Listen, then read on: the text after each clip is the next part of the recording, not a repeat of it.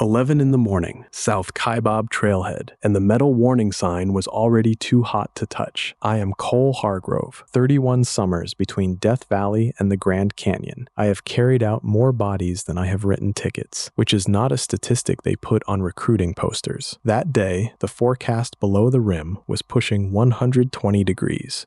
Then two women stepped out in matching neon athletic sets, laughing, posing, sharing one plastic water bottle between them. They took a photo beside the closure notice, beside the fatality warning. Then they walked right past it. By evening, search teams would find them separately. Only one would still be able to explain why. The worst part is, nothing about the first mile felt dangerous. That is the lie I know. I am not saying those women were the first to miss it. I have seen marathon runners, college athletes, firefighters, soldiers, people with legs like fence posts all make the same bargain in the first 30 minutes. Down feels free. On South Kaibab, the trail drops fast. No shade, no water, no mercy. But at the top, your lungs are full, your knees feel young, and every switchback gives you a better view than the last. The canyon rewards the decision immediately. That is why this story matters. By the end, you will understand why downhill is the trap, why summer heat changes the math, and why the climb back out is not the same hike in reverse. You will also understand why confidence can become dangerous before fear ever has a chance to speak.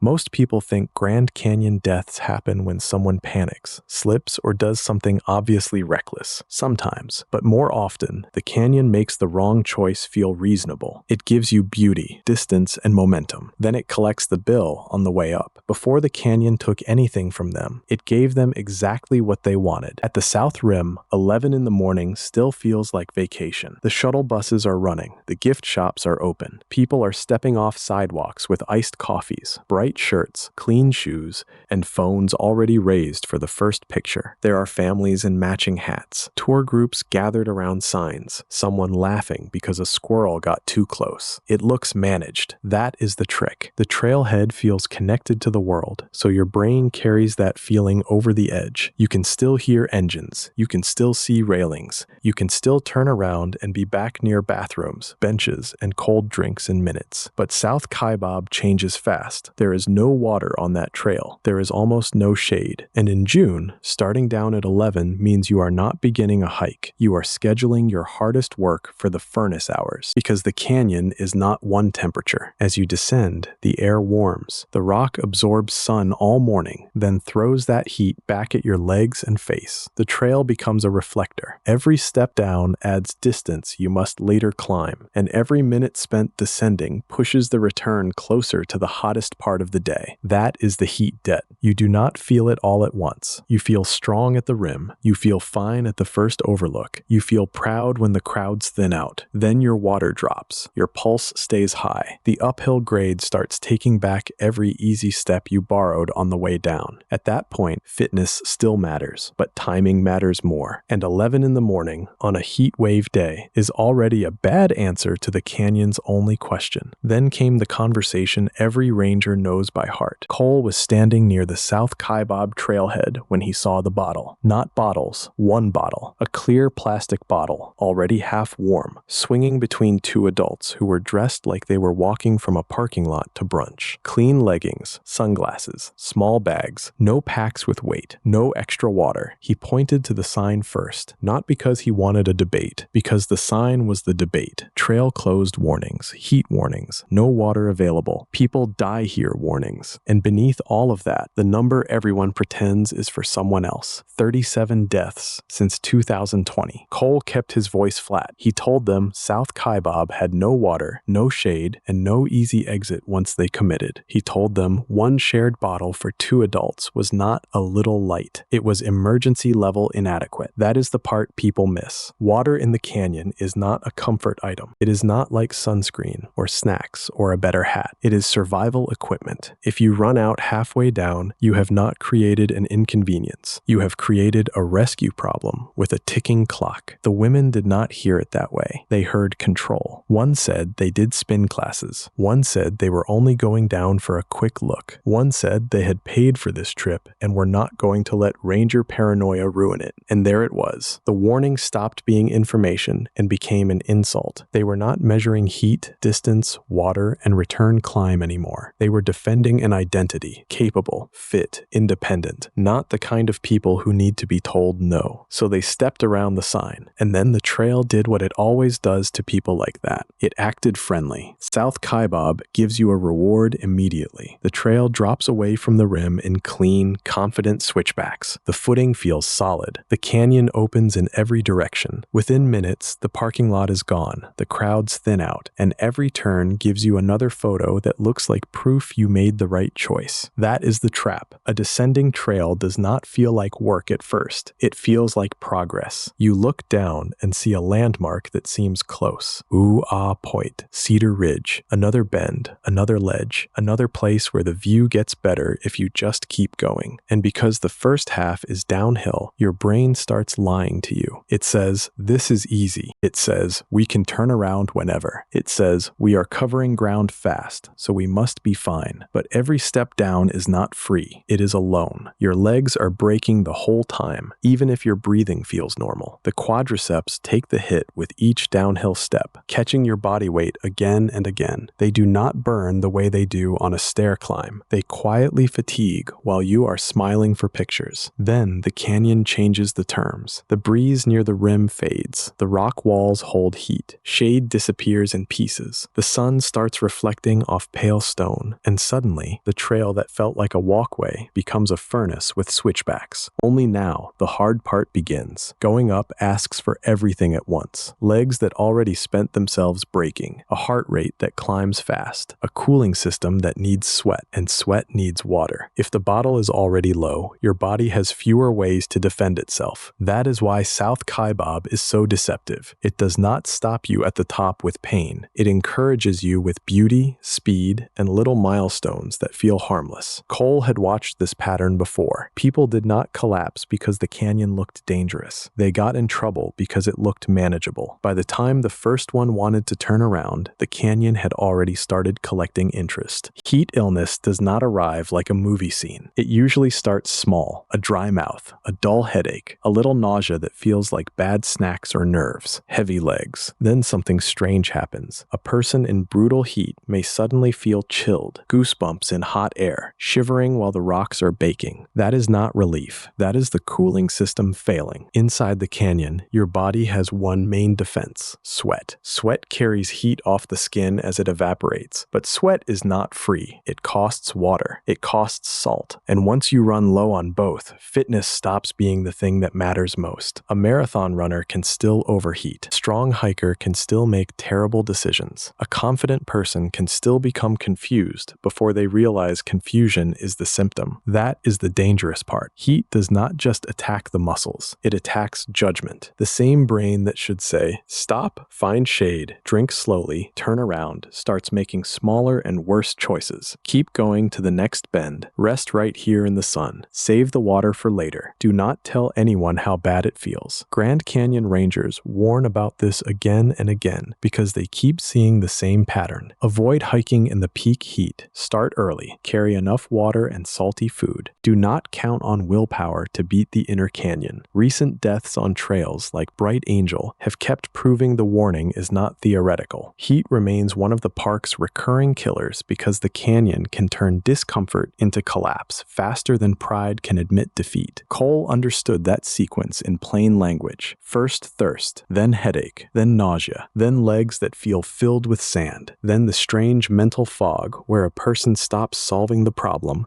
and starts bargaining with it. And by then, the trail back up is not just steep. It is a test of whether the body has anything left to spend. That is when the two women made the decision that split the story in half. Splitting up in a heat emergency feels logical in the moment. One person goes for help. One person rests. It sounds like a plan. In the Grand Canyon, it can turn one rescue into two separate searches. By the time Cole heard the call, the information was already thin. 10. Two hikers were overdue. Their exact location was unclear. They had been seen going down South Kaibab. Bright clothing, one bottle, late in the day. That was not a location. That was a starting point. South Kaibab does not have water along the trail. It drops fast, fully exposed, with long stretches where the sun hits the rock and throws heat back into your face. By evening, the upper canyon may look survivable again, but the inner canyon can still hold the day like an oven. Search teams do not simply appear at the bottom of a trail. They have to assess the call, choose routes, coordinate people, watch daylight, watch weather,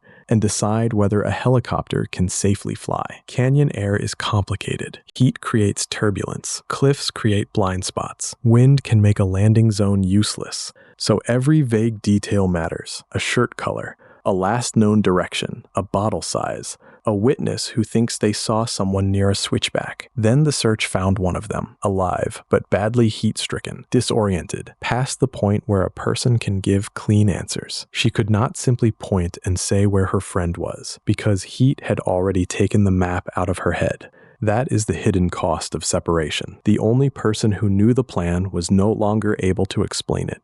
The second hiker was found separately. She did not survive. No gore, no dramatic movie ending, just distance, heat, fading light, and a decision that removed their last working support system. The canyon did not punish them for being tired. It answered the conditions they stepped into. And all evening, I kept thinking about the picture they took before they started. That photo matters because it shows the real villain standing in plain sight, not the South Kaibab Trail, not the sun by itself, not even inexperience. The villain was the moment they looked at a warning and decided it did not apply to them. That sign was not decoration. It was a record of previous mistakes, boiled down into plain language for the next person who might be tempted to gamble. Do not hike to the river and back in one day. Carry enough water. Know the heat. Turn around before your body makes the decision for you. But for too many visitors, the sign becomes a prop, a funny picture, a challenge, an insult. Cole had seen that pattern for decades. People bargain with the desert as if the desert is listening. They say they are athletic. They say they have done harder trails. They say they will be quick. They will be careful. They will turn around if it gets bad. Then the canyon asks for payment in water, shade, distance, and time, and it does not renegotiate. That is the part outsiders misunderstand. The Grand Canyon does not punish weakness. It punishes bad math. It punishes anyone who confuses confidence with preparation.